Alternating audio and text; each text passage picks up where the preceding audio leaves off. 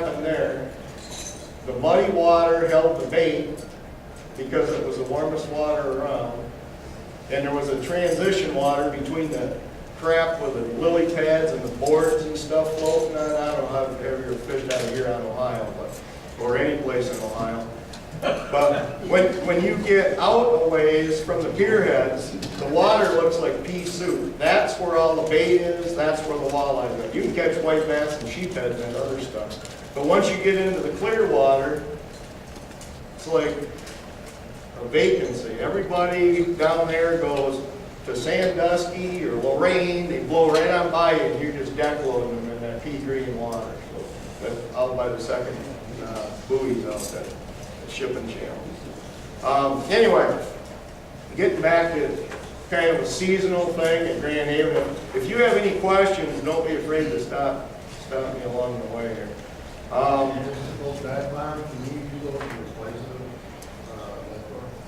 Yeah, just on mono.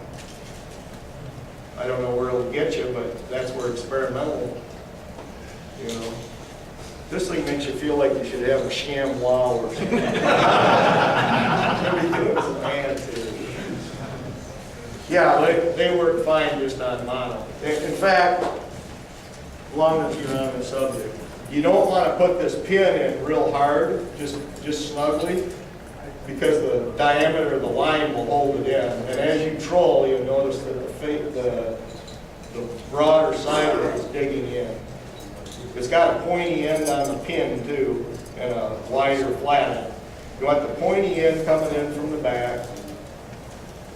The weight of the line, or the diameter of the line, and the forward motion of your boat will snug this up one.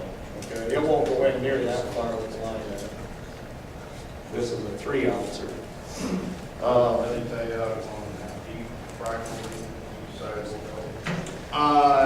That was up to Mark Romanek, and that I don't think is real accurate, to be honest with I gather by looking at it, that as you're, depending on how much lead you're running past this, you've got to top them off somehow. you. Right, when they come into the boat, when you know, it's just like having a planer board on. You take the planer board off, and you know, you catch the fish. If by yourself, that makes it a little bit more challenging. Well, you know, I'm going to tell you right up, straight up, right in front of the piers isn't where you want to be fishing by yourself. You pretty much need a guy catching the fish, a guy scooping them, and a guy driving to stay on the fish. You know, you got to have 3 people, because you got guys running around and ramming into the pier. You'd be surprised how many people bump into the pier. They go next to the pier, they catch the guys fishing off the pier, then there's sinkers flying all over and swearing. Next thing you gotta have the cops come out on the pier to arrest the guy on the pier for throwing junk at him. Combat fishing.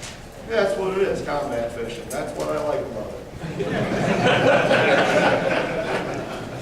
There's an intensity there. It's like fishing a tournament, you know. Where I'm at Chinook Pier. Every time you come in, it's like a fishing tournament. So, you know, you don't want to get your butt kicked every day or something. So, I mean, you work at it unless you're out with your buddies screwing off, eating a sandwich and drinking a pot someplace. How far back are your, behind those, you run your? It depends. If you want them deeper, closer to the bait. I wouldn't stick them like 10 feet or something. I'd stick them 50 foot or something like that up at least, just so it doesn't interfere with the action. Yeah, if 1 color, 2 colors. You know, if I got a full core out, if you want it deeper, fine. If you're doing a lot of zigzagging in 50 foot of water, maybe you don't want anything on your line, because you're gonna, you know what you're gonna catch, a bunch of clams.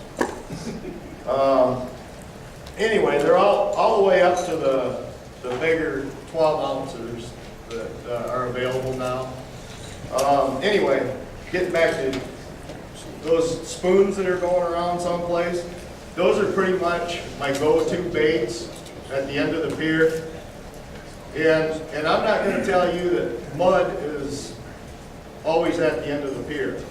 We got them in October in stained water out in 215 foot of water. We caught 27 fish in about 3 hours out there.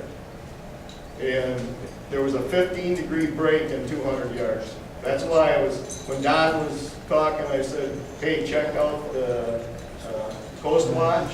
If you see a break out there within your striking range, you want to catch a bunch of fish, go for it, you know. But it doesn't hurt to check it out for the end of the pier too. I mean, the temperature around the end of the piers might be just perfect. Now, Don likes 50 to 55 degrees. What do you like? Yep, King, let's say King. Anybody else? Bob? 55. We're talking about their comfort range. Okay, well, you sound like you read the book. I'm at 47 degrees. Give me 47 degrees every time. When I'm at the end of the pier, if I don't have a probe down, I ask somebody, what temperature you got? They'll tell me. I said, where's 47 degrees? Because that's where they're going to be. I mean, you know, I do it a lot. If I can save $100 on a charter and give you an extra hour of fishing, why not do that as opposed to run out to 200 foot and catch a bunch of kings? Usually your juvenile fish are going to be out deeper than inside. Your inside fish, other than at the end of May, early June, are going to weigh, if you catch 10 out there, or inside at the end of the piers, your fish weigh twice as much as those guys that caught them in 200 or 250. Because there's smaller fish out there. You get juvenile steelhead, juvenile king. You might pick up the oddball out there. But I don't know about you. I'd rather eat the smaller fish, but my customers would rather catch something big. You know, they're impressed. You got 10 of them, you got the box almost full. You know? As opposed to you look in the cooler and there's 20 of them sliding around, you can still see the bottom. You know, I don't do that. Anyway. You know, I use smaller spoons outside. You go fast, like Don was saying, maybe up to 4, not quite 5. But at the end of the pier, those are my go-to baits. There's 2 glow baits there. There's a nitro blue dolphin. There's a nitro twister.